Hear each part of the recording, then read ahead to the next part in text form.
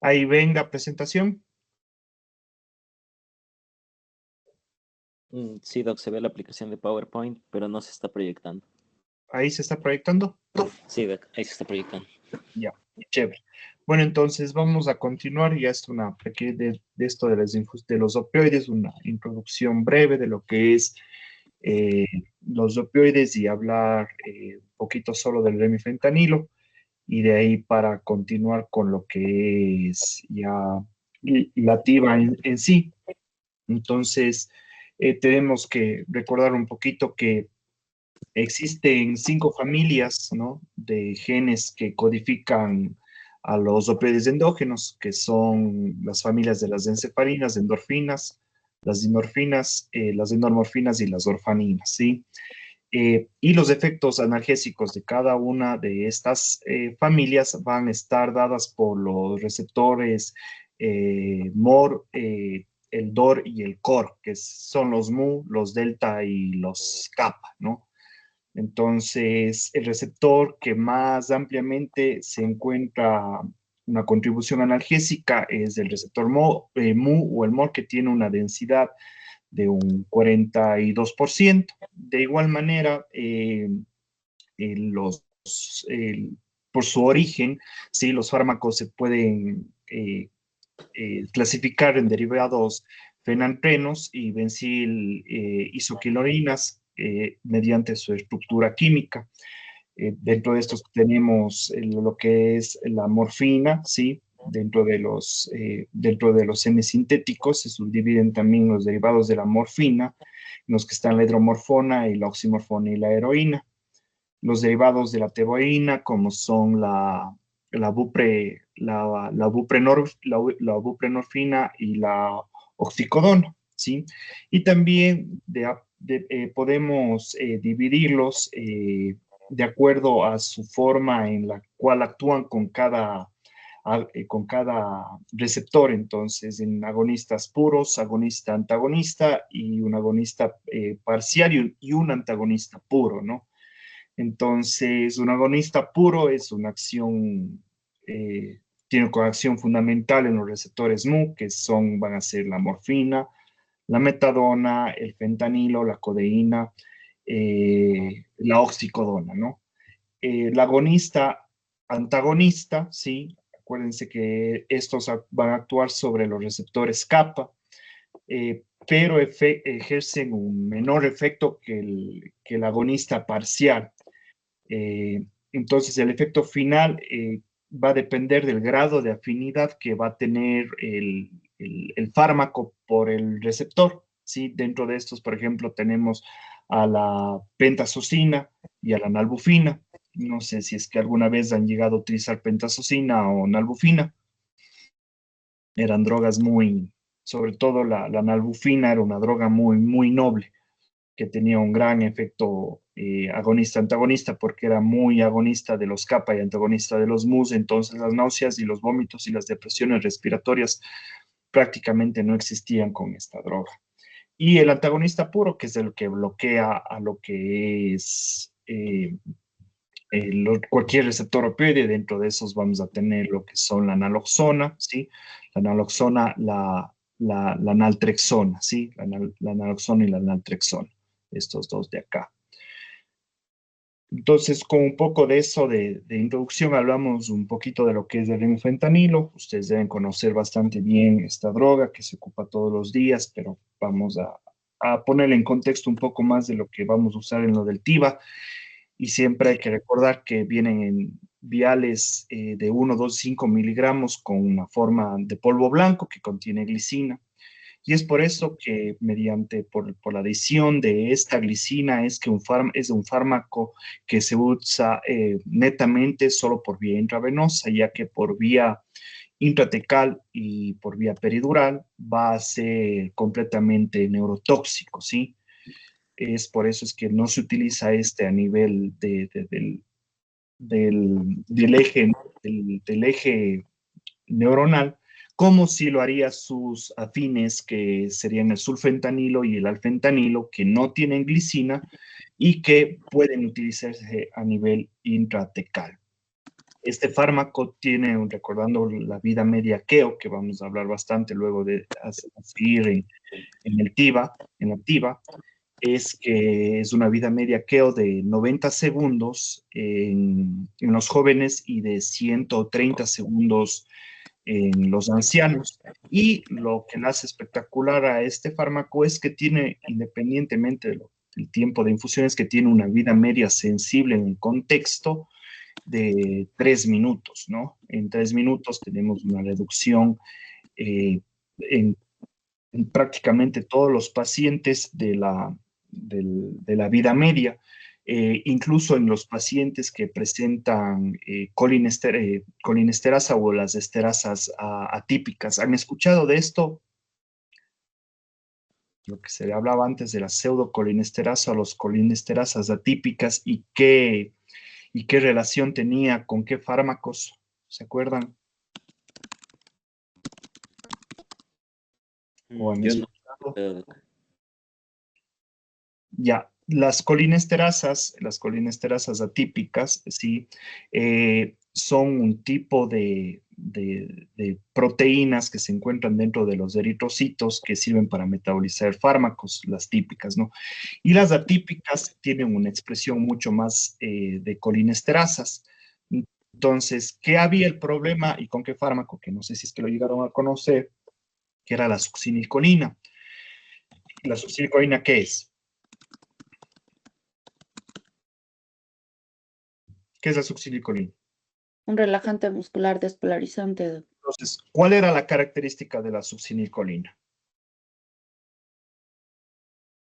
La principal característica. Los movimientos que provocaba en el paciente involuntarios. Eso es uno de los efectos adversos, pero el efecto por el que más se usaba la succinilcolina, ¿cuál era? El tiempo de acción. El tiempo de acción, perfecto. Entonces tenías un inicio muy rápido, ¿sí? De 30 segundos y un tiempo de acción de hasta 15 minutos. ¿Qué es lo que pasaba con los pacientes que tenían estas colinesterasa o pseudocolinesterasa típica y se administraba succinilcolina? Era que el bloqueo neuromuscular se comportaba como un bloqueo de fase 2. ¿Sí saben lo que es el bloqueo de fase 1 y de fase 2?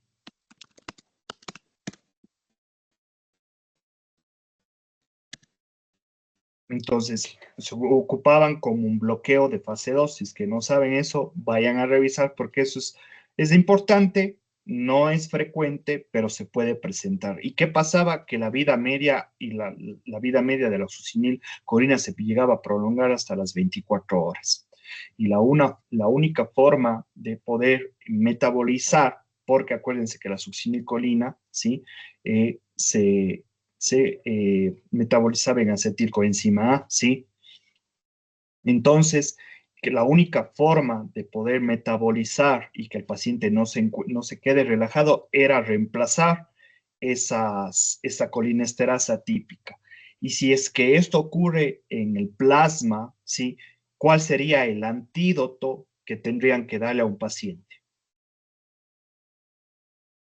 que tiene un bloqueo por fase 2, por colinesterasa típica?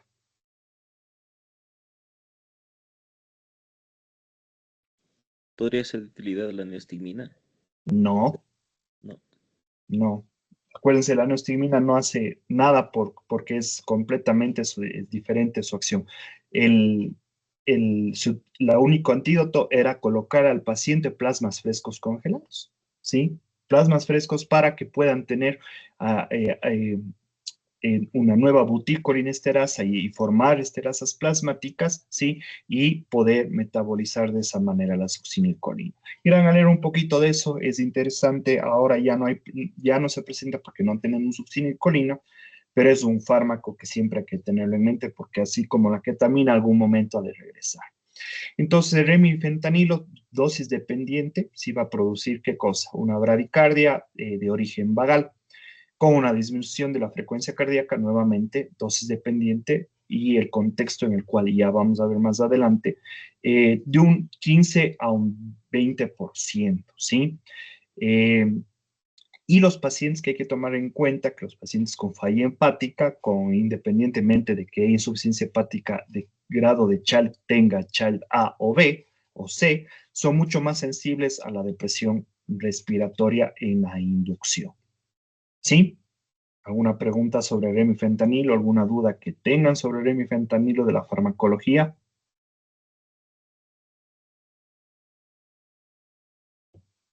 Entonces, con eso ya vamos a entrar a lo que es el tema de TIVA, ¿no? Y los objetivos de estas clases o de esta clase de TIVA es que, primero, definir qué es la TIVA, entender por qué se usa exclusivamente el propofol y remifentanilo, desarrollar el funcionamiento y entendimiento de los modelos y de los sistemas TCI, ¿sí? Y describir las consideraciones adicionales en poblaciones especiales. Dentro de poblaciones especiales lo que vamos a ver es el obeso y el paciente crítico especial, ¿sí? El obeso, el paciente crítico especial y el anciano. El pediátrico no lo vamos a ver porque no manejo niños, entonces creo que si es que ustedes quieren, yo puedo preparar también una clase para lo que es TIVA de niños para profundizar un poco más y conversar con personas que sí hacen TIVA en niños, pero yo por el momento no voy a entrar en detalle de eso porque no manejo anestesia total intravenosa en niños, ¿sí? Eh, entonces, ¿qué es la TIVA? ¿Sí? En inglés, el Total Intravenous Anesthesia, ¿sí?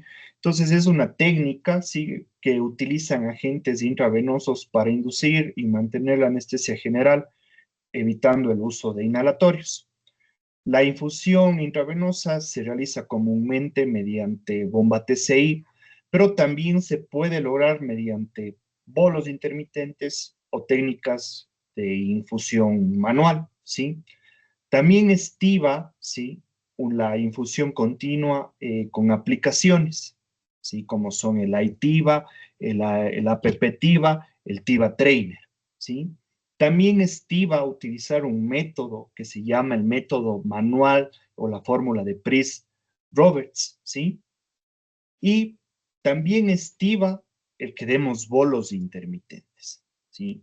Ahora, obviamente, no necesitamos, no estaríamos netamente limitados solo al uso de modelos TCI y TIVA, en la TIVA, sino que podemos hacer también de una manera manual. Obviamente, con mucha menos eh, exactitud que nos darían lo que son los modelos y las bombas de TCI. Entonces, tenemos algunas indicaciones y ventajas de lo que es la TIVA.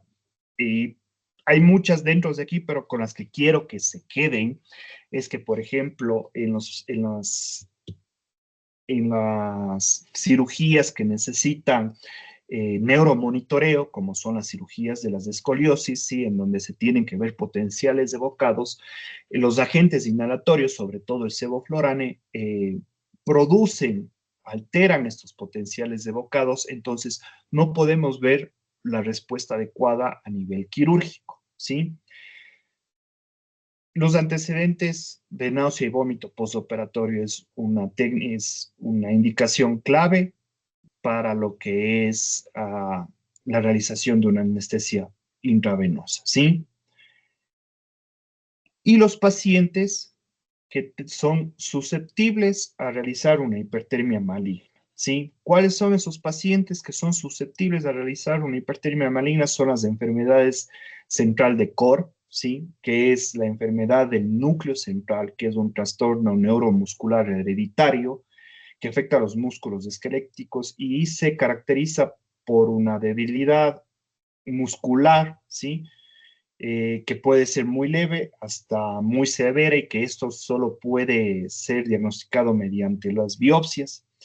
Y hay otros pacientes que si bien no tienen riesgo per se de realizar una hipertermia maligna al exponerse en aleatorios, pero sí hay succinilcolina, ¿sí? Y estos son todos los pacientes dentro de qué rango de las distrofias musculares, ¿sí?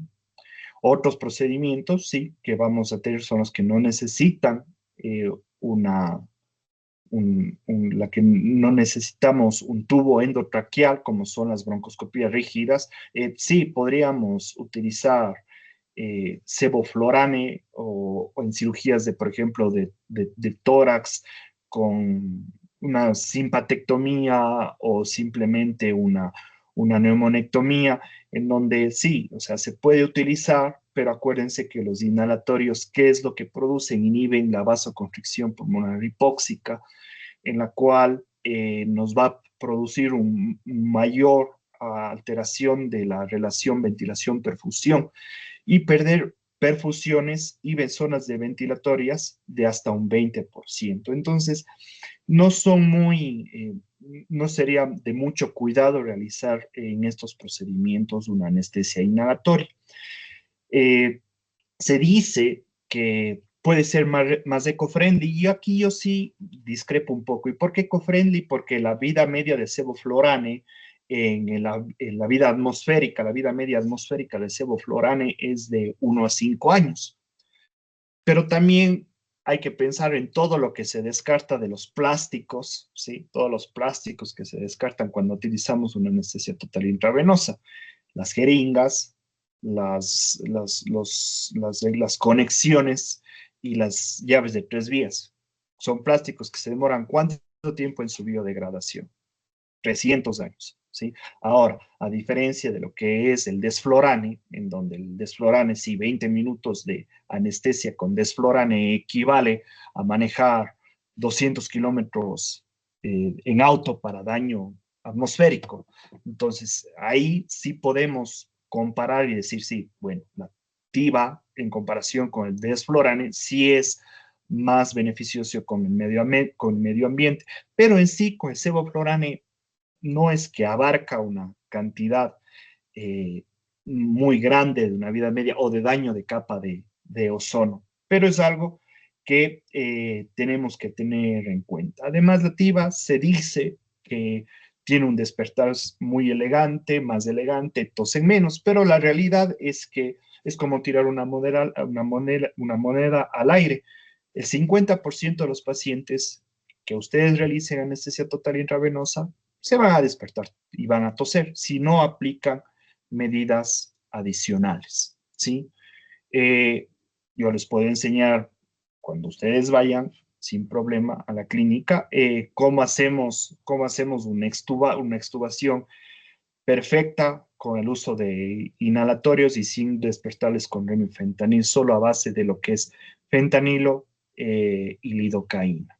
Entonces, hay formas y formas de cómo realizar. Entonces, si es que ustedes quieren disminuir que el paciente tose en el despertar de una anestesia total intravenoso, también consideren el uso de fentanilo y también consideren el uso de la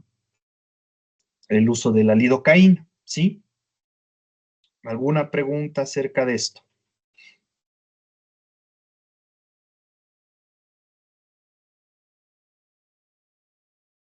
Listo. Entonces, acuérdense, cuando tenemos un modelo farmacocinético de un solo compartimento, ¿sí? De un solo compartimento, ¿sí?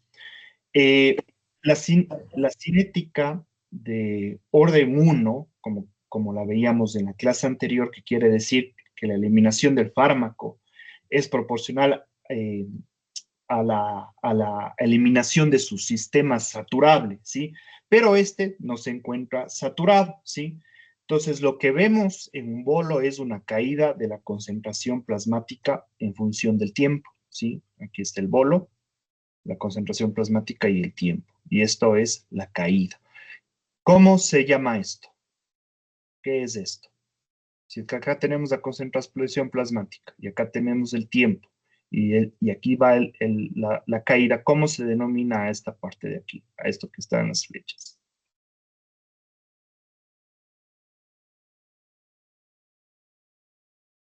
Concentración sensible al contexto.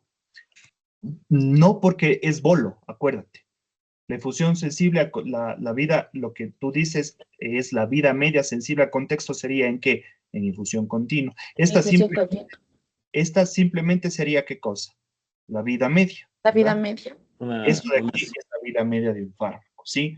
Entonces, si la cinética es de orden 1, acuérdense, las vidas medias que iban a ser muy constantes, ¿sí? ¿Sí? Las vidas medias van a ser constantes, pero cuando la eliminación es de orden 0, el sistema de eliminación de un fármaco se encontraba, ¿qué cosa? Saturado. Entonces ahí no podíamos hablar tanto de una vida media, ¿sí? ¿Está entendido esa parte? No, Doc, porfa, puede repetir. ¿Qué parte quieres que repita? Me perdí en esto de que explicaba que, o sea, si estamos hablando de una saturación, se supone que aquí cuenta como vidas medias. Entonces, ¿se satura esto de que hablábamos de la concentración o tiene que ver que disminuye en relación a las vidas medias? Tiene que ver en que disminuya la relación a las vidas medias. ¿Por qué? Porque acuérdense que en la cinética, ¿sí? En nuestra cinética de orden 0, ¿sí? En la cinética de orden 1, que gobiernan prácticamente los fármacos anestésicos intravenosos, las vidas medias, ¿sí? Eran constantes. ¿Por qué? Porque el sistema de eliminación, ¿sí? Era dependiente de qué? Del clearance. Entonces, el sistema de eliminación de los fármacos no se saturaban, ¿sí? Entonces, por eso podíamos hablar de que existen fármacos con vidas medias, ¿sí? En cambio, en las cinéticas de orden 1, acuérdense que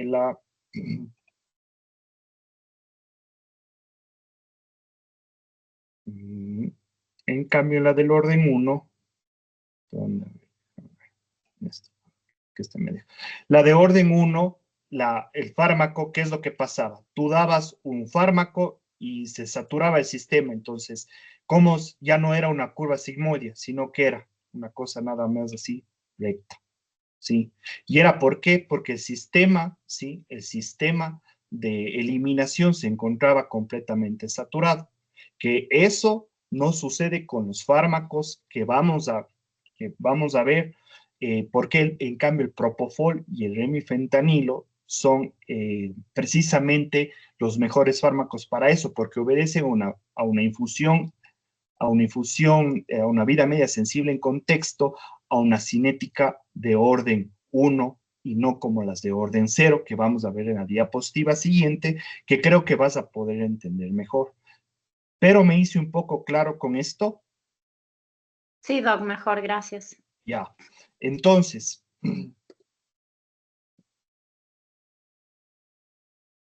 ya. Entonces, esto es aquí. Entonces, ¿qué pasa cuando yo grafico, ¿sí? Las vidas medias de una droga en función de una infusión continua? ¿Sí? ¿Qué le pasa a la vida media? Se vuelve una vida media, ¿qué cosa? Sensible al contexto, ¿sí? Entonces, esa vida media en infusión continua pasa a ser una vida media sensible al contexto. Entonces, hay muchas drogas que la vida media sensible al contexto van a aumentar muchísimo, ¿sí? Y es que porque se transforman en unas drogas de fármaco de tipo de cinética de orden 0, porque se saturan sus sistemas de eliminación o de clearance, ¿sí? Y eso es porque tienen un volumen de distribución muy, muy, muy grande, ¿sí?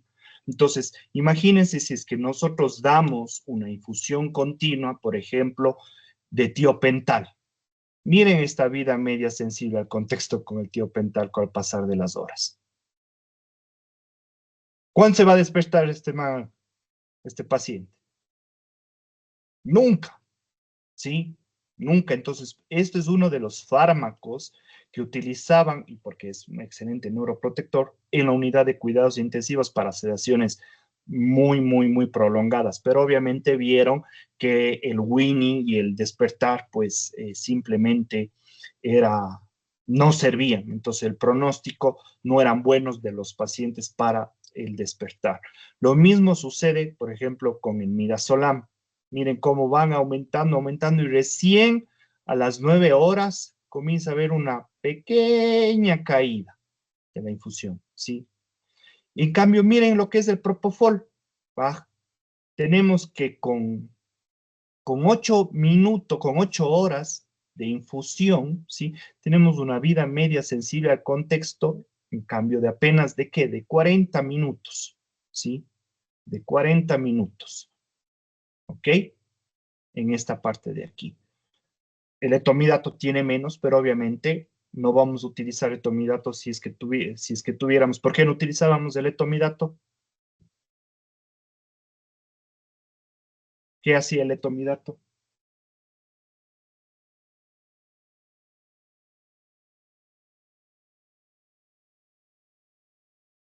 ¿Supresión de qué hacía?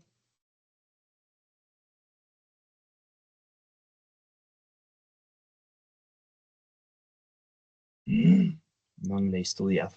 Hace una disminución de Adrenaldo. Ajá, Es una supresión adrenal, corticogénero. una insuficiencia suprarrenal, ¿no? Y lo mismo pasa acá, entonces miren lo que es lo lindo de lo del remifentanil. Es completamente lineal, ¿no? Su vida media sensible al contexto, ¿sí? Un poco mejores si son los fármacos como de las fenilpiperidinas, como de la misma familia, que es el alfentanilo y el sulfentanilo, pero sin embargo la duración, ¿sí? El tiempo va a incluir un poco más. Aquí siguen siendo los mismos 3 minutos. En cambio, con el sulfentanilo y el alfentanilo, sí son fármacos que tienes que apagar unos 25, 30 minutos antes del despertar de un paciente. Y no se diga qué es lo que pasa cuando utilizamos el fentanilo, ¿sí? Entonces, son fármacos que inician en un bolo, ¿sí? Que cuando dan bolo siguen una cinética de orden 1, ¿sí? Y que luego se convierten en cinéticas de orden 0 porque se satura su eliminación por sus volúmenes de distribución. Y en cambio la morfina no tiene sentido, ¿sí? Porque el tiempo para decrementar es prácticamente nulo. ¿Por cuánto? Hasta por 6 horas, ¿sí? Entonces, simplemente por eso la morfina no constituye un pilar. Entonces, por eso es que estos dos fármacos, ¿sí? El propofol y el remifentanilo, ¿sí? Utilizamos en anestesia total intravenosa por su vida media sensible al contexto. ¿Está entendido? Sí, Doc. Listo. Entonces,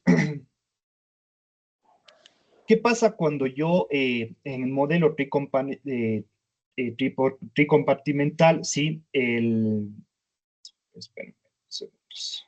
No, déjale ya.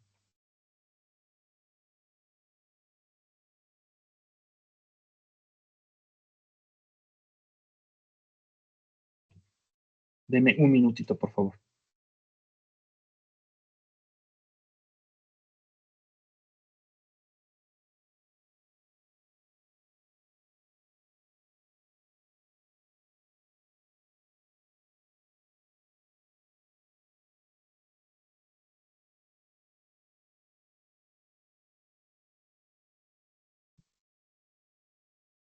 Ya, perdón. Entonces, en el modelo tricompartimental, sí, una vez que la droga entra rápidamente al compartimento central, al B1, ¿sí? Se va a producirse, ¿sí? Un equilibrio bastante rápido, ¿sí? Cuando se pasa de B1 a B2, ¿sí? Y después de esto se equilibra lentamente hacia el B3 mediante sus diferentes constantes, ¿sí? Entonces, hay que acordarse que las distintas constantes son relaciones matemáticas que gobiernan el pasaje de la droga hacia un compartimento, ¿sí? Eso nada más que son relaciones matemáticas, ¿sí? Y como vemos, el AK10, que es el clearance de la droga, ¿sí? Es el que gobierna la salida del fármaco y después tenemos, ¿qué cosa? El sitio efecto. El sitio efecto que es representada por la KEO.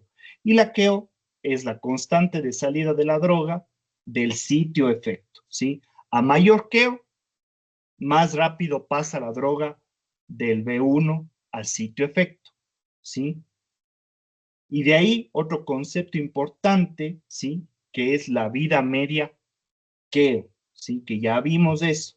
A menor vida media KEO, más rápido pasa la droga de B1 al sitio efecto, ¿sí? Entonces, ¿qué quiere decir eso? Mientras más rápido entra también el fármaco, más rápido también va a salir. Y eso sucede en los bolos rápidos de la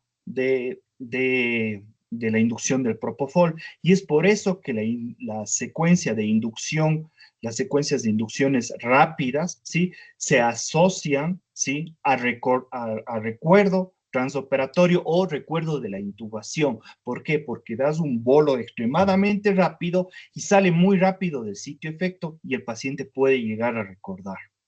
¿Sí? Ahora, fíjense en este gráfico de aquí. Esto sí estuvo entendido. A mayor queo, más rápido sitio efecto. Más rápido sitio efecto. ¿Sí? Y también a mayor queo, más rápida la eliminación. ¿No es cierto?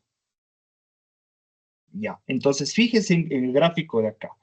Cuando un fármaco en un modelo ricopartimental, ¿sí? Se le da un bolo, ¿sí? Se le da directamente un bolo, las concentraciones plasmáticas, ¿sí? De diferentes fármacos, ¿sí? De fármaco A, B y C, caen perpendicularmente, ¿sí? Directamente, ¿sí? Hasta que se llega a producirse un punto de cruce, ¿sí? Con este de aquí, con este punto de cruce, en esta parte de acá. Entonces, ¿eso qué quiere decir? Que los fármacos en bolos rápidos salen muy rápido del B1, se equilibran más rápido con el B2, ¿sí? Y en cambio el equilibrio lento de B3 hace que se prolongue un poquito más el despertar, ¿sí? Pero los efectos adversos, ¿sí? Pueden llegar a ser pueden llegar a tener menor tiempo de duración, ¿sí? Esto se entiende mejor que si es que simulamos hipotéticamente, ¿sí? Hipotéticamente, yo tengo tres drogas, ¿sí? Estas, 1, 2 y la droga 3, ¿sí?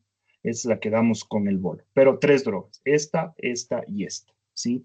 Y que tienen la misma cinética, ustedes pueden ver, tienen la misma cinética, la misma forma de eliminación, la misma curva, ¿sí? La misma cinética. Y como tiene la misma cinética, el bolo me dibuja en plasma esa concentración, ¿en qué? En función del tiempo, ¿sí? Entonces, este fármaco, ¿sí? Por ejemplo, de los 3 fármacos, de estos de aquí, ¿cuál va a tener la mejor vida media que para la inducción? La que dice 1 minuto. Dice 1 minuto, ¿sí? Entonces, si tenemos estas 3 drogas con la misma cinética a distintas vidas medias KEO, distinta va a ser ¿qué cosa? Las concentraciones que alcanzan el plasma, ¿sí? Y por ende, también en el sitio efecto, ¿sí? La que tiene la vida medio más corta va a tener un pico en sitio efecto mucho más alta que la que tiene la vida media KEO más pequeña. ¿Sí? ¿Se entiende?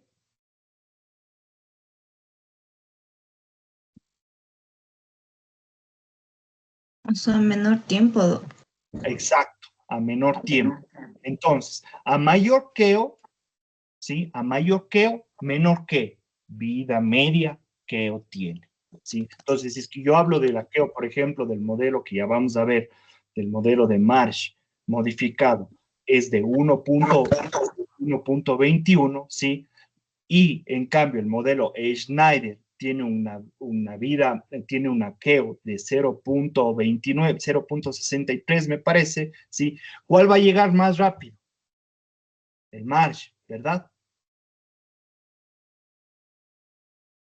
¿Y cuál va a tener menor vida media KEO?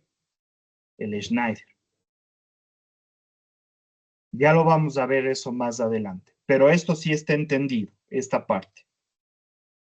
Tengo 3 drogas. La que tiene mayor vida media KEO, más rápido va a alcanzar el tiempo, perdón, mayor KEO, más rápido va a alcanzar la concentración plasmática y por ende el sitio efecto. pero por ende también va a salir más rápido porque va a tener menor vida media que él. Es decir, es inversamente proporcional. ¿Sí? Ya.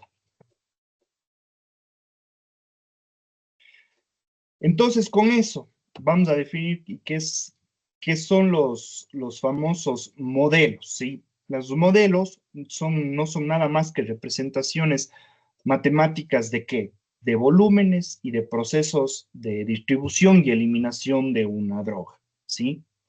El sistema, en cambio, es en donde un procesador calcula la velocidad de infusión variable en tiempo de acuerdo a lo que el modelo farmacocinético y farmacodinámico incorporado nos da para mantener una concentración de droga en el plasma o el efecto. Y esto es lo que nosotros vamos a manejar, prácticamente el sistema. El modelo no vamos a poder modificar una vez escogido, no vamos a poder modificar las constantes y las cosas fijas y variables que tienen, como yo vamos a ver, pero el sistema es lo que sí vamos a poder manejar, ¿sí? Y los parámetros del modelo son los que determinan la velocidad de infusión junto con las covariables, ¿sí? Entonces, los parámetros del modelo, que son B1, B2, B3, que es la KE0 y la K10, son los que determinan la velocidad de infusión, juntos con las covariables, dependiendo del modelo, que va a ser edad, el peso y el sexo, ¿sí? Y cada modelo, lo importante es que hay que decir que cada modelo que vamos a ver son aproximaciones a la realidad. Y como son aproximaciones, tienen un cierto grado de error, que ya vamos a ver cuáles son los grados de error que tienen en diferentes poblaciones. Entonces, antes de continuar, tenemos que saber la diferencia entre setear una concentración, ¿sí? Una dosis en concentración plasmática y en sitio efecto, ¿sí? En el plasma, el modelo me va a decir que haga un bolo y luego una infusión continua de mantenimiento y nunca va a sobrepasar una concentración plasmática que yo quiera. Entonces, la ventaja de hacer esto es que los efectos adversos, sobre todo hemodinámicos, van a ser menos probables. La desventaja es que se va a tardar mucho más tiempo, muchísimo más tiempo en llegar a la concentración efecto que yo quiero y por tanto va a tardar mucho en llegar al efecto clínico que yo deseo, que es que la hipnosis del paciente, ¿sí? Hablando del modelo para el propofol, ¿sí? En cambio, para eso está la forma de setear en el sitio efecto, que la ventaja va a ser que va a llegar más rápido al efecto clínico, pero va a tener la desventaja de que el bolo que vamos a dar va a ser mucho mayor. Entonces, la concentración plasmática va a ser más alta, ¿sí? Para compensar ese tiempo de equilibrio entre el plasma y el efecto y que el efecto se vea mucho más rápido, ¿sí? Entonces, resumen, tengo un paciente que no quiero que haya un efecto deleterio muy fuerte en su hemodinamia y quiero dar TIVA, dependiendo del modelo, ya vamos a ver cuál, puede escoger un efecto, un tiempo en plasma. ¿Qué hay que tener en cuenta? El tiempo que nos va a tomar en llegar a ese equilibrio, a ese sitio efecto, a esa concentración para la hipnosis. El efecto llega rápido, pero voy a tener efecto hemodinámico más deleterio. Eso en resumen. ¿Cuándo quiero plasma? Cuando la situación hemodinámica del paciente pueda llegarse a ver comprometida. ¿Sí? Y el TCI, en cambio el modelo TCI, que es el Target Control Infusion, ¿sí? Es una representación matemática, ¿sí? De lo que venimos viendo, de los volúmenes B1, B2 y B3 y de las constantes para una droga en particular, ¿sí? Sea propofol o remifentanil, ¿sí? Y en un sistema TCI yo ya tengo un modelo incluido, ¿sí? Yo ya tengo un modelo incluido en la bomba. Y es un procesador que calcula y dirige el flujo de la infusión, ¿sí? De acuerdo a cada modelo farmacocinético y farmacodinámico.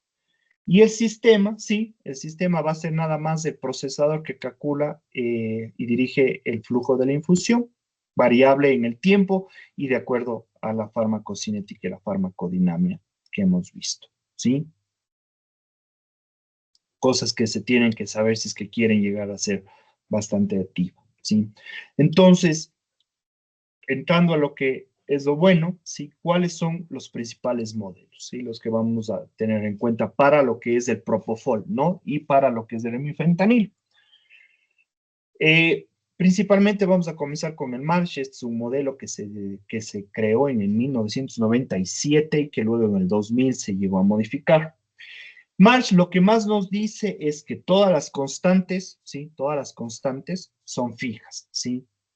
El B1, B2 y B3, ¿sí? Van a escalar conforme aumente el peso del paciente.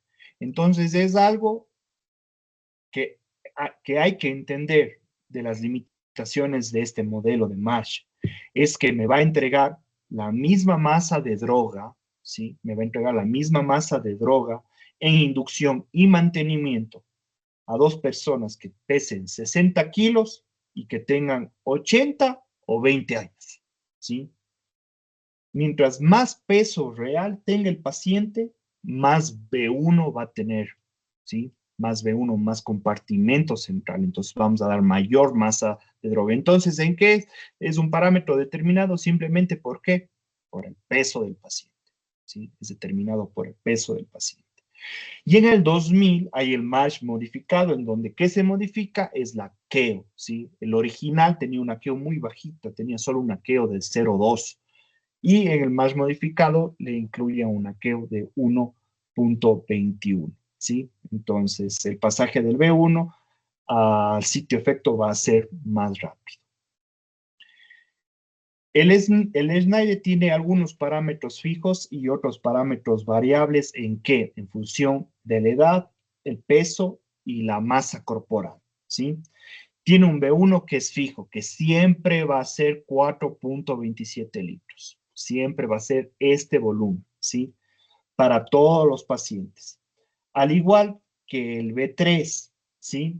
Y las constantes que regulan el paso de B1 a B3 van a cambiar en función a la edad, el peso, la masa corporal y el clearance, algo que no está anotado aquí. Entonces, ¿qué características tiene Schneider a recordar? Es que no sirve porque como su B1 es muy, muy pequeñito, ¿sí? No sirve para setear en plasma, ¿sí? No sirve para setear en plasma porque la droga lo máximo que te va a llegar a dar, lo máximo de propofol que te va a llegar a dar si seteas en plasma son 18 miligramos en la inducción. Entonces, con 18 miligramos no se duerme nadie si son dosis antieméticas, ¿sí? Y entonces, como el B1 es muy pequeño, en la inducción se va a infraestimar y en el mantenimiento se sobreestima, ¿sí? Otra limitante para el cálculo de la masa magra, ¿sí? Otra limitante es que para el cálculo de esta masa magra es que utiliza una fórmula que se llama la fórmula de James. Entonces, esta fórmula de James, que ya vamos a ver más adelante, tiene un decaimiento matemático muy importante, ¿sí? Muy importante. Entonces, no nos va a dejar poner pacientes que tengan mujeres mayores a un índice de masa corporal de 35 y en varones a un índice de masa corporal de 42. ¿Y qué le pasa cuando el paciente es muy obeso? Me calcula un clearance que es demasiado alto y puedo sobredosificar. El mismo problema tiene el modelo de Minto para el remifentanilo, ¿sí? Utiliza la fórmula de James, pero a diferencia de Schneider, ¿sí? Es que en cambio Minto en obesos, ¿sí? Infradosifica. Ya vamos a ver más adelante cuando veamos obesos. Entonces, de Schneider, obesos sobredosifica, Minto infradosifica, ¿sí?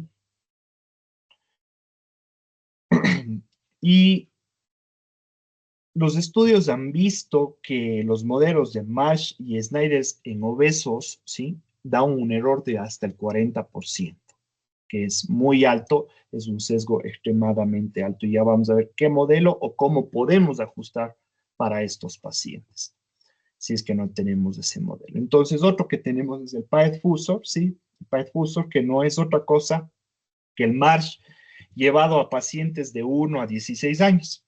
Y el Cataria es un modelo que va a tener sus parámetros fijos y variables aprobados para pacientes de 3 a 16 años con un mínimo de peso de 15 kilos, ¿sí? Entonces, el modelo me va a decir cuáles son los parámetros fijos, ¿sí? El modelo me dice cuáles son los parámetros fijos, cuáles son los parámetros variables y en función de qué van a variar estos parámetros variables, ¿sí? Esto de aquí. ¿Alguna pregunta de esto?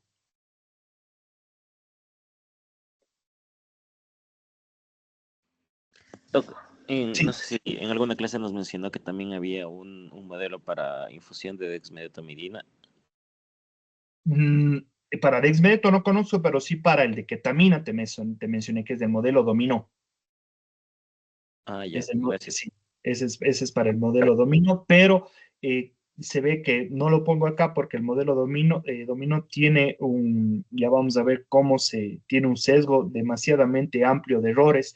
Entonces se demostró que el modelo dominó supera concentraciones plasmáticas de más de 0,20 microgramos. Entonces los pacientes se despertaban muy disociados.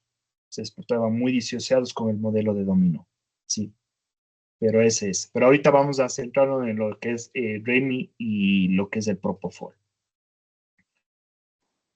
Ya, Doc, gracias. Entonces, aquí vemos entonces cómo se realizaron, ¿sí? La farmacocinética, ¿sí? De cada uno de los fármacos. Acuérdense que este es del MASH del 91, que luego se modificó a 1.22 y B1, B2 siempre va a ser basadas en el peso, ¿sí? Las constantes físicas, las constantes van a ser fijas y son hechos en pacientes, en muy pocos pacientes, entonces por eso tienen amplios errores, porque imagínate, apenas el MARS fue hecho en 19 pacientes sanos y Schneider, en cambio, en 24 pacientes sanos. Pero la diferencia del MASH es que la farmacocinética y la farmacodinamia sí la hicieron con electroencefalografía, ¿sí?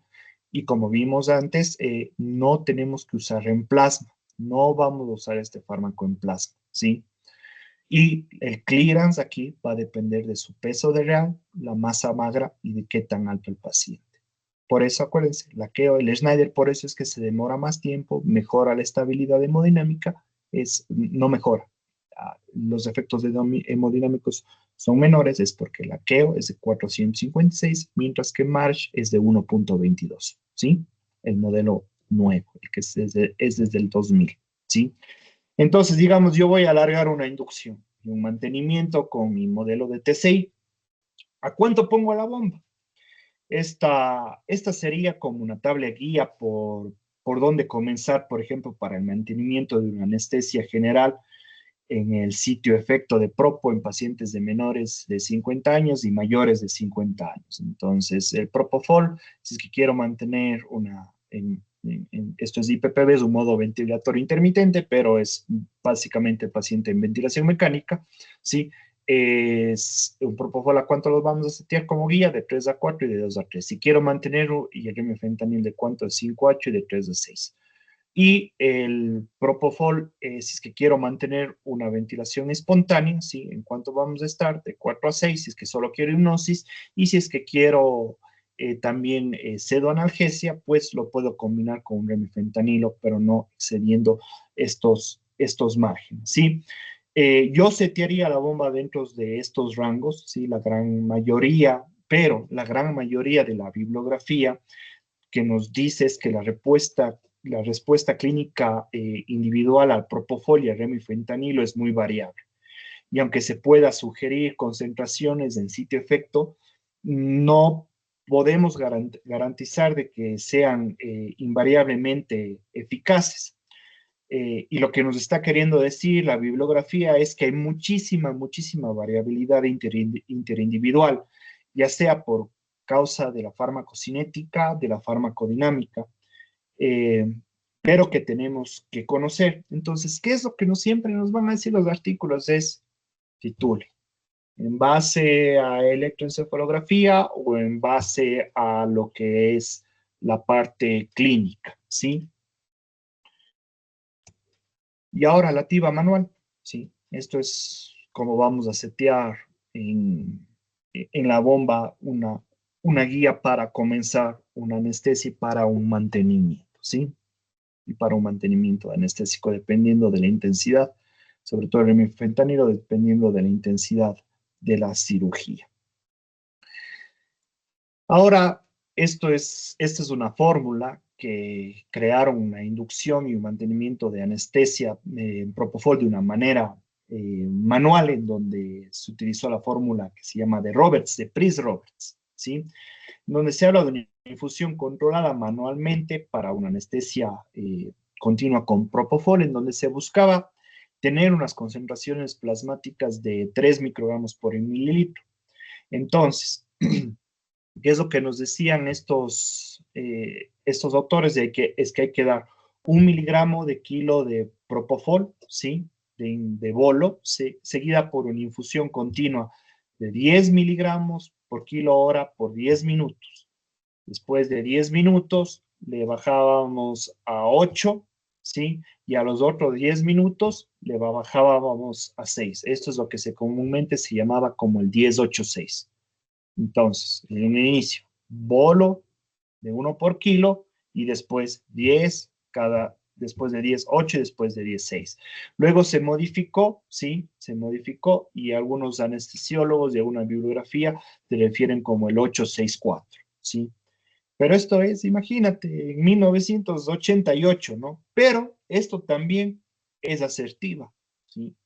Y no estamos utilizando un modelo TCI, que es válido, esto es válido y lo tenemos que conocer. Vayan a saber en dónde les toque devengar y tienen alguna emergencia con alguna distrofia muscular o alguno de los pacientes que de los que vimos, ¿sí? De los que vimos de los factores de riesgo para desarrollar náusea o vómito o simplemente distrofias musculares, no tienen un TIVA TCI, podemos utilizar estas fórmulas, ¿sí? ¿Alguna pregunta?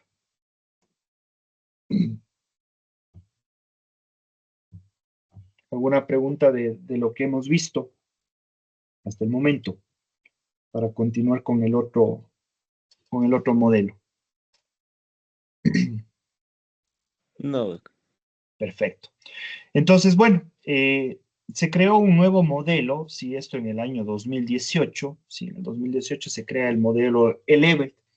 Esto con el objetivo de crear un modelo farmacocinético y farmacodinámico para propofol que pueda predecir el VIS en una población mucho más amplia, ¿sí?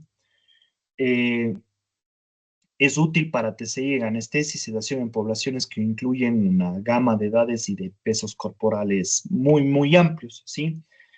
Entonces, se desarrolló con una población, como dije anteriormente, muy variable y que aplican, ¿qué cosa?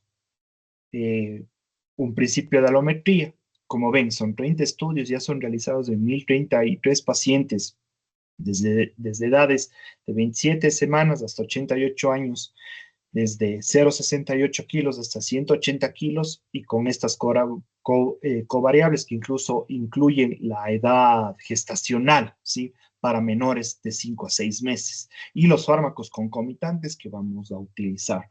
Entonces, hablaba de que aplican un principio de alometría, que es un principio que estudia la relación entre el tamaño de un ser humano y los procesos fisiológicos, explicando que no todo proceso fisiológico y metabólico aumenta de forma lineal, de una forma lineal al tamaño del peso corporal, sino que aumenta de una manera sigmoidea, ¿sí? Entonces, ellos predicen, ¿sí? Los que hicieron este modelo, predicen que el compartimento, ¿sí? Que los volúmenes, el compartimento central, ¿sí? Escalan de forma lineal al peso, pero hasta un peso solo de 35 kilos, ¿sí? Y a partir de los 35 kilos, ¿sí? ¿Sí? El volumen comienza a disminuir con la edad. Y las constantes B2, ¿sí? Y las B3 son alométricas y van a depender del tamaño. Entonces, el B3 se calcula acá utilizando un peso magro, ¿sí? Un peso magro, pero modificaron la fórmula. Modificaron la fórmula por la fórmula de James. Cambiaron a la fórmula de Al-Salami, en la cual, ¿sí? No tiene el problema de decaimiento matemático, de infradosificación y de sobredosificación que tenía Schneider, ¿sí? No tiene la paradoja. Y el clearance, ¿sí? Lo escala a una potencia de 0.75 de tamaño corporal. Y ven que es mayor en hombres, y esta particularidad que hace que se ve que el clearance del propofol, disminuye con los opioides.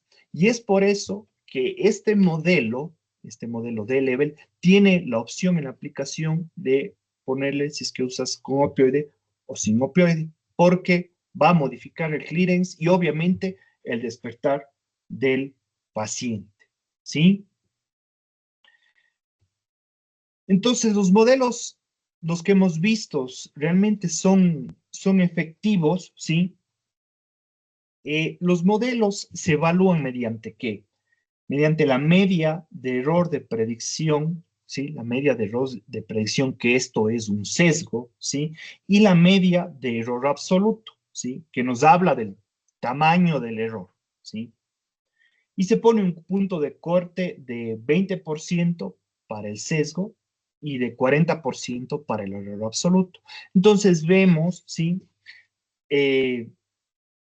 Vemos que están dentro de los límites aceptables de la gran mayoría de los estudios, excepto en uno que encontré, en la cual el valor, el error absoluto de Schneider estaba muy, el sesgo estaba demasiadamente amplio, pues, superando el 20%, ¿sí? Pero fueron pacientes con índice de masa corporal mayores a 30. Entonces yo creo que por ahí fue una variable que no incluyeron. Pero en síntesis, ¿qué modelo uso? ¿Hay uno mejor que el otro? Hay uno mejor sobre el otro, ¿sí? Y no hay estudios que dicen, sí, este modelo es por encima de este, ¿sí? Si bien el E-Level tiene la ventaja de incluir una población muchísimo más amplia, no hay nada que diga que este es mejor que el otro. Simplemente tenemos que adaptar el paciente al modelo, ¿sí? Entonces, y es lo mismo, o sea, hay diferencias en la mortalidad entre la TIVA y la anestesia inhalatoria. No hay diferencias entre la morbilidad y la mortalidad. En que sí hubo diferencias es en el confort. El confort se vio que en el primer día, ¿sí? El confort era mejor con todos los pacientes que tenían una anestesia total intravenosa, pero a partir del segundo día ya no hubo diferencias estadísticamente significativas, ¿sí?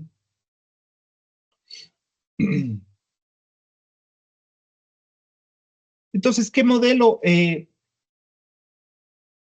Entonces, ¿qué modelo ahora vamos a hablar? Esto es un poquito del modelo del Minto, que es el modelo clásico para el remifentanilo.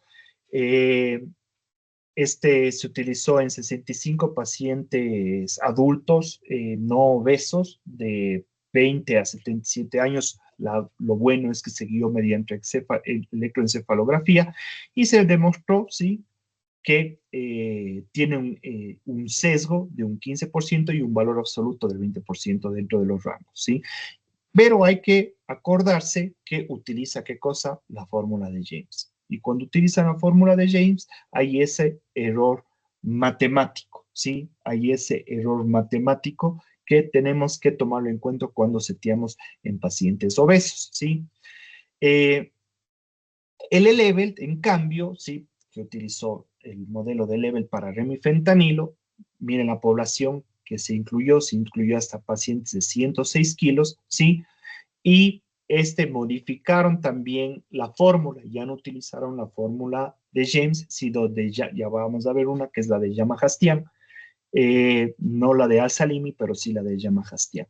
Y se vio que el mismo tenía un sesgo, sí, un sesgo de hasta solo un 4.45% y el MAPE que no superaba el 30%, ¿sí?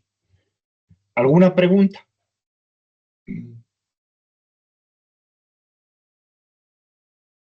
Doc, ahorita mencionaba de lo que no había como que mucha diferencia entre la activa y la inhalatoria para mortalidad. Para morbo y mortalidad, sí. Sí, yo recuerdo que también sacaron algo de, o sea, también una de las utilidades de la activa era en los pacientes oncológicos, pero me parece que también ya hay estudios que indican que en ciertos tipos de cáncer no hay diferencias entre la y la inhalatoria. Sí, o sea, a nivel de lo que es anestesia oncológica, lo que más beneficia a los pacientes siempre va a ser una anestesia multimodal, ¿no? Puede hablarse, ¿por qué? En la anestesia oncológica va a ir bien la activa va excelentemente bien en cuanto a qué, a morbilidad. Una morbilidad que va a ser, ¿sí? La morbilidad va a hacer que el paciente tenga náusea y vómito. Entonces, los pacientes oncológicos tienen una alta incidencia de náusea y vómito. A nivel celular y de la expresión genética de los TRX, ¿sí? Que son a niveles de las cadenas celulares y cadenas mitocondriales, se ha estudiado, pero no se ha llegado a ninguna conclusión de que el sevoflurane podría estar interfiriendo en las vías de lo que es la expresión genética y sobreexpresar la formación de genes oncológicos y sobre todo de factores de necrosis tumorales y los prooncogénicos. Entonces, no se ha llegado a estipular ninguna teoría al respecto de eso y más bien, ¿por qué se inclina un poco más de altiva parte de eso? Porque se conoce un poco más el mecanismo de acción, o se conoce bastante el mecanismo de acción en cuanto a nivel celular hace el propofol. Más bien con los inhalatorios todavía no se entiende bien cómo llegan a producir un cese de las funciones del sistema nervioso central. Hay 5 teorías, pero simplemente no todas están corroboradas, ¿sí? De tantos receptores, a nivel del sistema reticular ascendente, la teoría del todo o nada.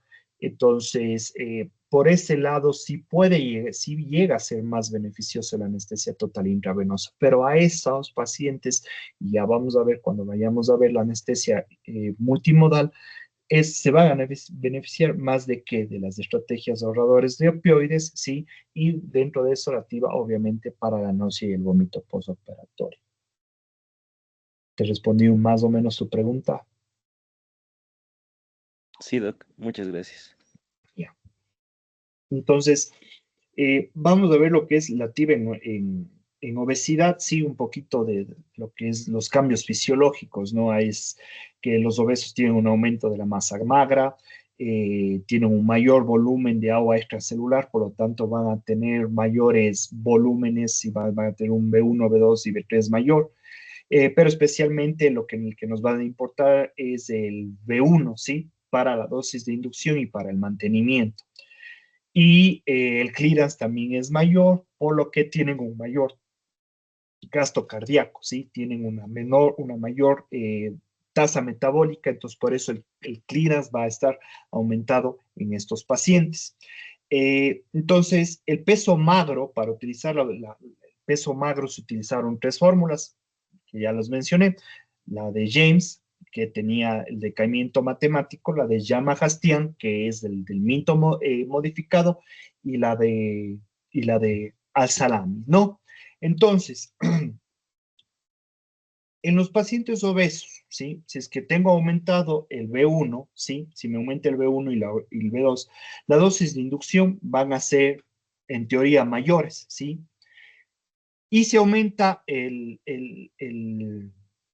la tasa del metabolismo, ¿sí? En teoría, también la tasa de mantenimiento va a ser lo mismo, ¿sí? Va a ser mayor, ¿sí? Entonces, la dosis que yo requiero para mantenimiento, sobre todo de los fármacos lipofílicos, van a ser más grandes.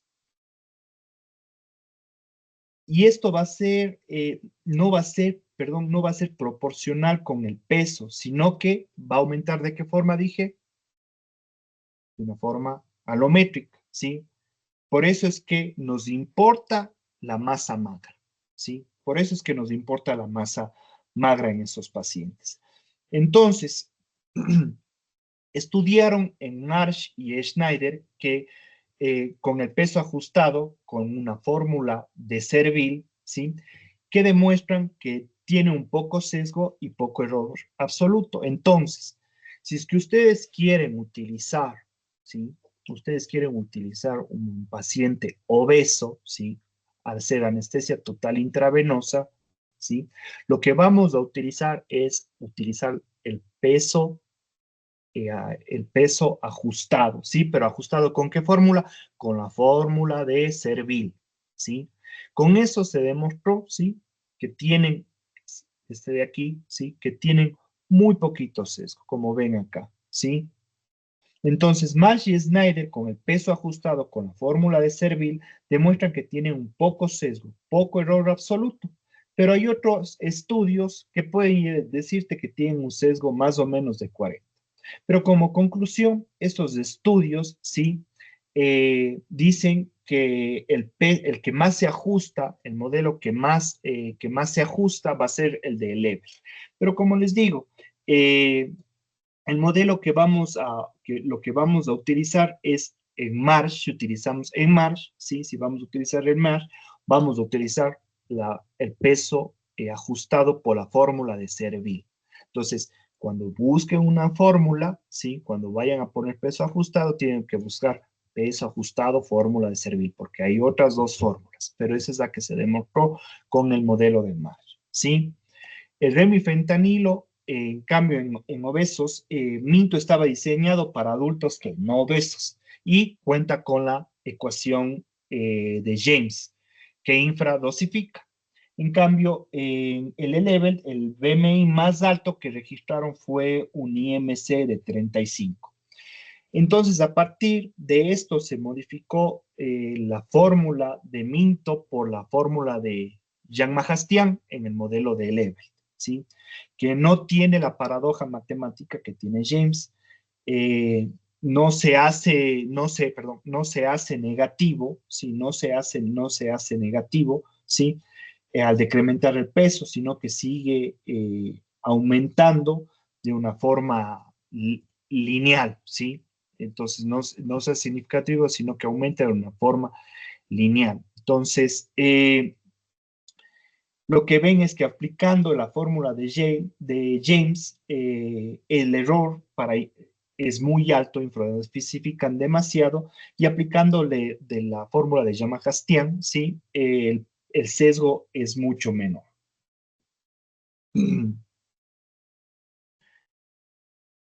Preguntas de esto. Preguntas de cómo vamos a utilizar el peso en remifentanilo de los pacientes cuando no tenemos estos modelos. Sí, Doc, ¿cómo se escribe Serville? ¿Cómo se escucha? Con la Servil. Ah, ya, gracias, Doc. ¿Cómo se escucha? ¿Sí? Listo, entonces ahora vamos a ver lo que es la TIVA. TCI es un tema muy bonito que podemos hacerlo en pacientes ancianos y en paciente crítico, ¿sí? Entonces, principalmente tenemos que comprender los cambios fisiológicos en el paciente, en la población anciana, junto con los cambios farmacocinéticos y farmacodinámicos. Eso es más importante entender para así poder aplicar un modelo adecuado, ya que tiene sus pros y sus contras en cada población, ¿sí? Lo que vamos a tener que también saber son las complicaciones postoperatorias que generan la anestesia, generan la anestesia en estos pacientes. Entonces, a breves rasgos, recordando los cambios fisiológicos del anciano, si es que a nivel respiratorio vas a tener una alteración, ventilación, perfusión, con un aumento de un volumen residual, una pérdida del parénquima pulmonar, un aumento de la presión de cierre. Y si es que tengo un aumento en la presión de cierre, a qué me va a conllevar esto? Pregunta. Mayores atelectasias. Mayores atelectasias. Entonces, vas a tener mayores atelectasias, sí, y además, acuérdense que un parte del propofol era captado por cuánto, por el pulmón, se estimaba que un 5 o un 10%, sí, se captaba por parte del pulmón, entonces va a haber una menos capacidad de captación del propofol, entonces va a haber un poco más de fármaco libre. A nivel cardiovascular hay una mayor rigidez vascular, por lo cual vamos a tener una menor respuesta vasoreceptora por la senectud misma del sistema simpático, por lo cual vamos a tener quizás una menor respuesta al estrés quirúrgico y vamos a tener una caída del gasto cardíaco porque, por lo tanto, el B1 ¿qué va a estar? Más bajo, ¿verdad? Y dentro de estos factores, también un término que me parece muy adecuado es la inmunosenescencia, ¿sí? Que es la desregulación del sistema inmune y neuroendocrino. Y lo que vamos a tener que es que los pacientes ancianos generalmente tienen enfermedades sistémicas como cáncer o alguna enfermedad autoinmune, lo cual va a predisponer a una inflamación crónica. Y esto lo que va a generar es un aumento de proteínas de fase aguda, como son las interleuquinas, las prostaciclinas, las prostaglandinas, los factores de necrosis tumoral, ¿sí? Y por lo tanto, la reserva, ¿sí? Que van a tener a la respuesta al estrés quirúrgico va a ser mucho menor. A nivel cerebral, lo más importante, sí, es la atrofia cerebral y la disminución del flujo sanguíneo cerebral. Esta atrofia cerebral y la pérdida del volumen se estima que sea de 1 gramo cada 10 años a partir de los 40 años y se acentúa mucho más por encima de los 70 años. Por lo cual, tener una atrofia cerebral, ¿sí? Cuando tenemos una atrofia cerebral, cuando manejamos una bomba TCI, nuestro target es el cerebro. Por lo tanto, vamos a tener que contar con un cerebro mucho más chico, ¿sí? Con una masa menor. Y al tener una reducción del B1, por lo que hay una reducción del gasto cardíaco, ¿sí? Al tener una reducción del B1, ¿sí? El sitio efecto va a estar básicamente, sí, este sitio efecto va a estar básicamente dentro del B1, ¿sí? Vamos a tener, ¿qué cosa? Un mayor efecto a nivel neurocognitivo, ¿sí? Eh, Van a haber cambios, ¿sí? Cambios también a nivel del B2, entonces si es que hay menor B1 y menor B2, ¿sí? Va a haber una menor capacidad de fase de distribución rápida, ¿sí? Entonces vamos a tener más fármaco, mayor cantidad de tiempo en el B1 de los pacientes, ¿sí?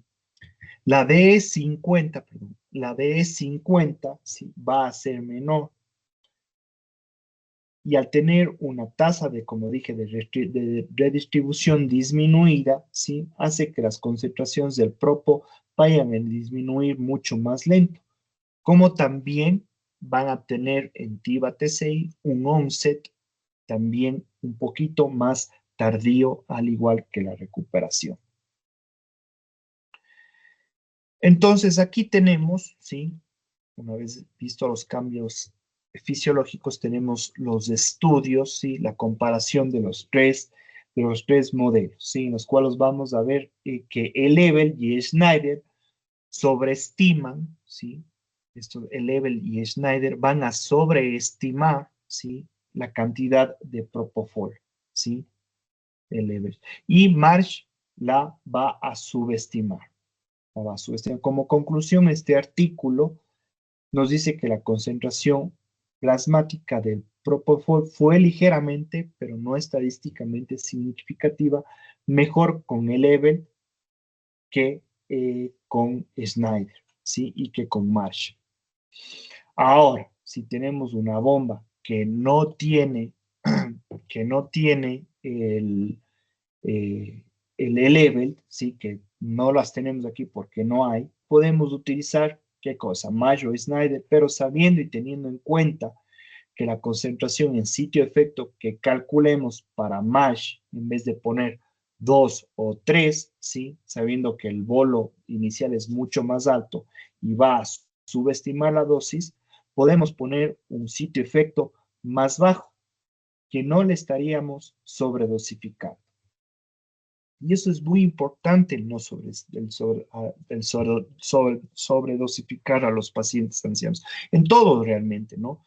Pero en los ancianos, sí, es sobredosificar, aparte de los efectos hemodinámicos que vamos a tener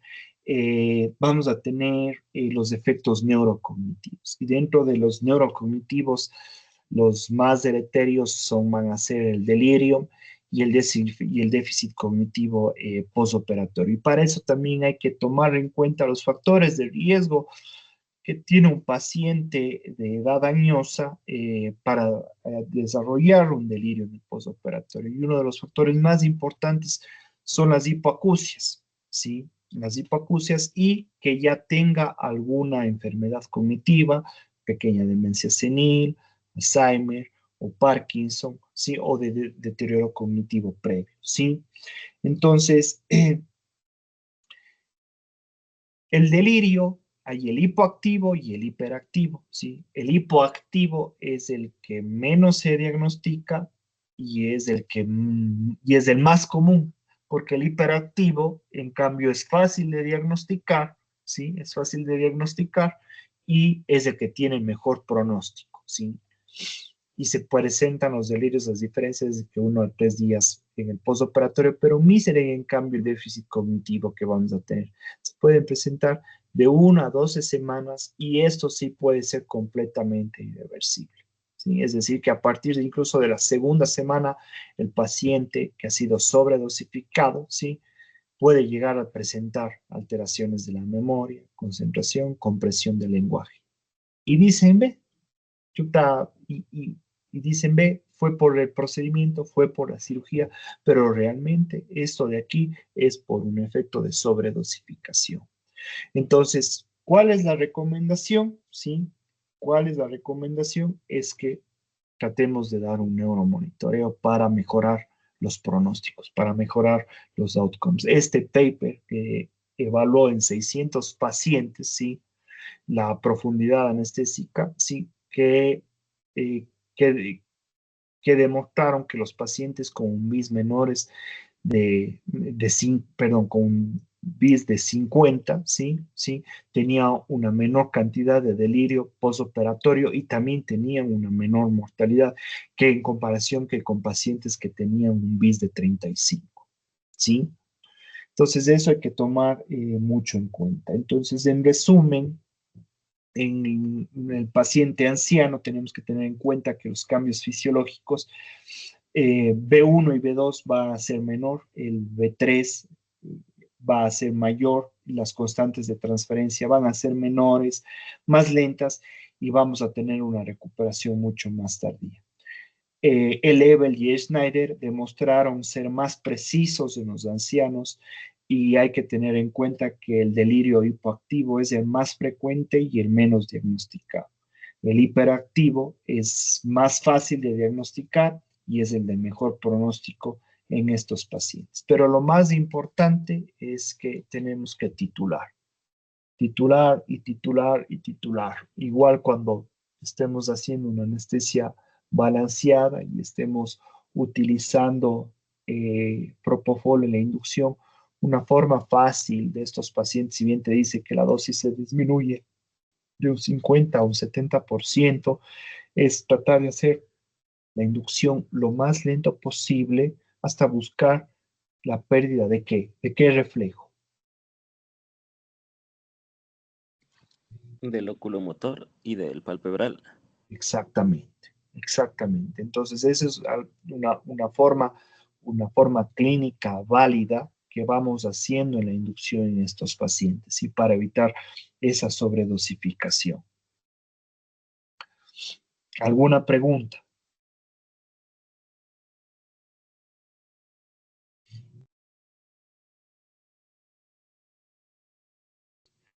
Bien, entonces, para terminar esto, vamos a ver lo que es la anestesia lativa en el paciente crítico complejo y qué debemos tener en cuenta, ¿sí? Lo que debemos tener en cuenta parte de la edad y muchas veces vamos a tener pacientes críticos que encima de eso son mañosos. Vamos a tener en cuenta las comorbilidades, el estadio previo del paciente, el tiempo e intensidad de la cirugía para también conocer los estímulos. Y a la hora de tener estos pacientes críticos, este tipo de paciente, generalmente hay muchos de ellos que tienen un estado que se denomina un shock silente.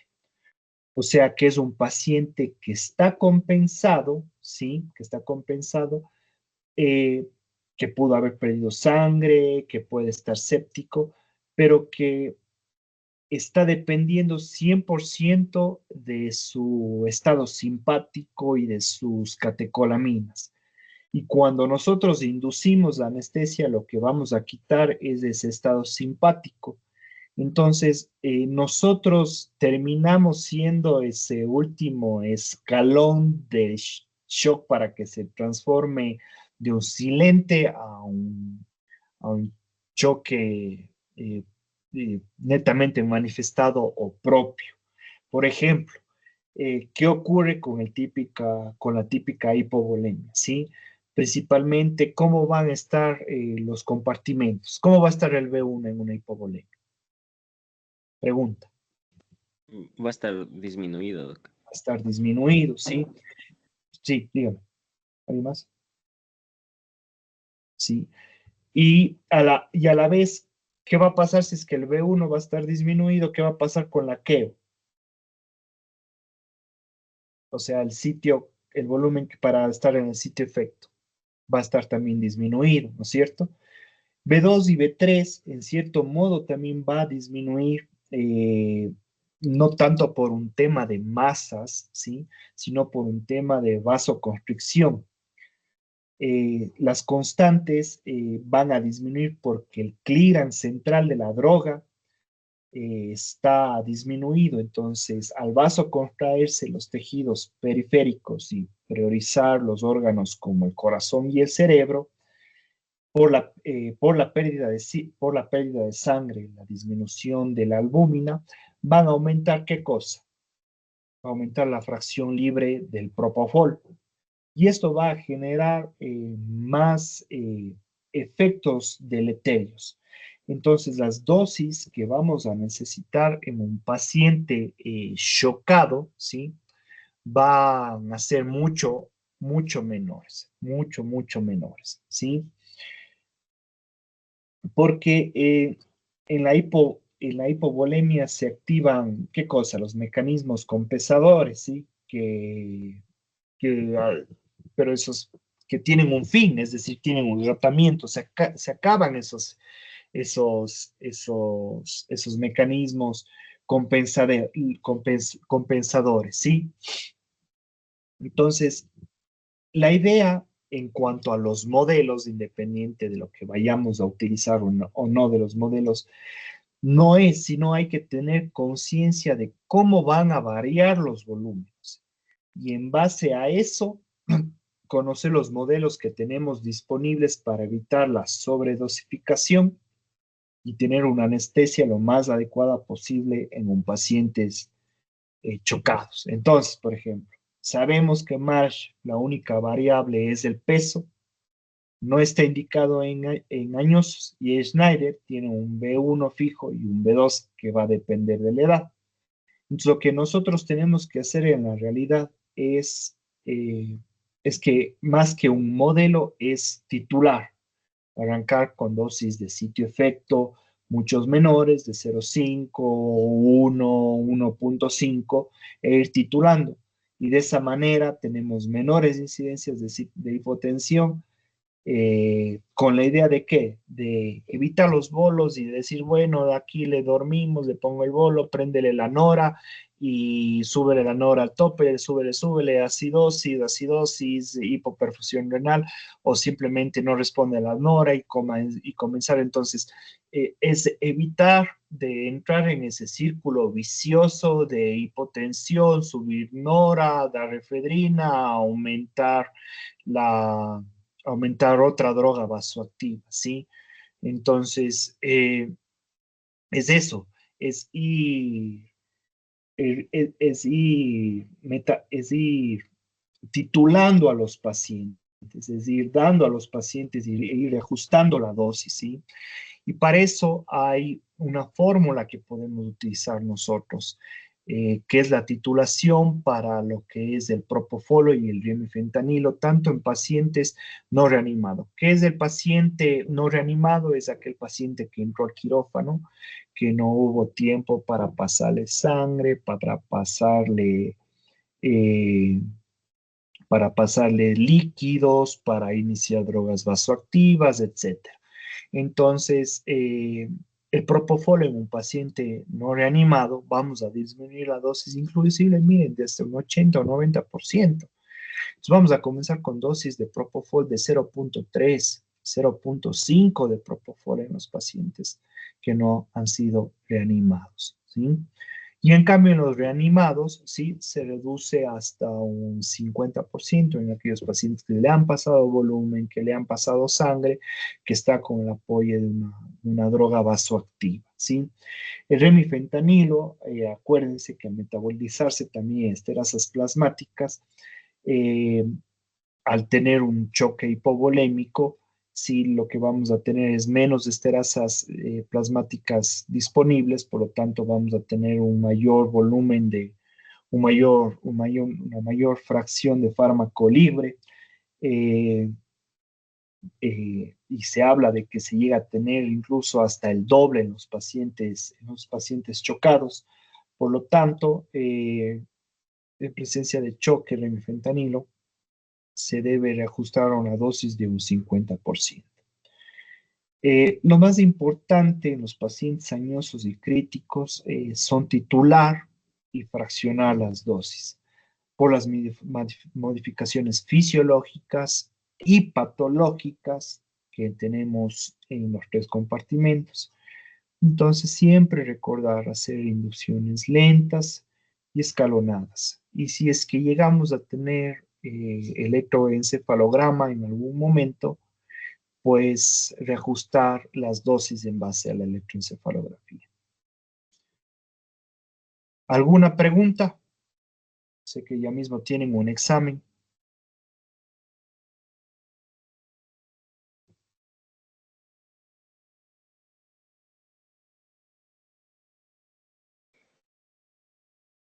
Muy buena pregunta, Douglas. ¿Todo claro entonces? Yo les voy a enviar los papers de todo lo que hemos visto de esto de TIVA y como para recordar, o sea, si bien hay recetas y hay recetas de cocina, ¿sí? Que podemos hacer, lo más importante que quiero que se lleven de esto es los modelos, ¿sí? ¿Cuáles son sus variables? Principalmente los que tenemos aquí, que son Marsh y el Snyder, ¿sí?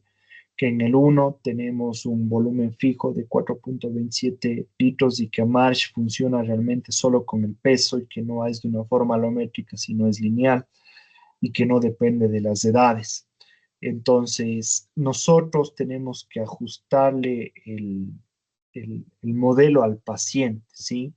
Eso es lo más importante. Y siempre tómense su tiempo. O sea, si es que van a hacer TIVA, recuerden que a menos que estén bajo una inducción de secuencia rápida, la forma adecuada es ir haciendo de una manera escalonada, porque de eso se trata la TIVA, aparte de todas las indicaciones que vemos, es que tener una estabilidad hemodinámica, entre comillas, mayor, ¿sí? Les voy a enviar los papers. A continuación vamos a ver ya lo que es una anestesia multimodal y con eso nos faltaría ya solo eh, fármacos en oftalmología y concluiríamos con, con el examen. A ver, quieren hacer el examen solo de TIVA y que se dé un examen más para lo que es farmacología, en oftalmología y multimodal, porque esto ha sido bastante extenso, por lo que hay un libro que les voy a mandar y unos papers. Entonces, díganme ustedes cómo prefieren para que no sea tan extenso el estudio y sobre todo para que haya, la finalidad no es que tengan las mejores notas, sino que se lleven cosas buenas de estas clases aplicables y que puedan defenderse en su día a día. Entonces, quieren dar el examen solo de TIVA y luego damos multimodal más. Sí, No. Doc, por separado, por... Sí, eso Ya, sería mejor. Sí, Doc, por favor. ya, entonces verán, como estamos un poco atrasados, vamos a ver multimodal y después de multimodal damos el examen y después del examen el oftalmología que es cortito y de ahí damos el otro examen. Sí, Sí, Doc. ya. Listo entonces, chicos. Que les vaya bien en su examen. Suerte y nos estamos viendo el Gracias, Doc. ya. Muchas gracias, Doc. Gracias, Doc. Hasta luego.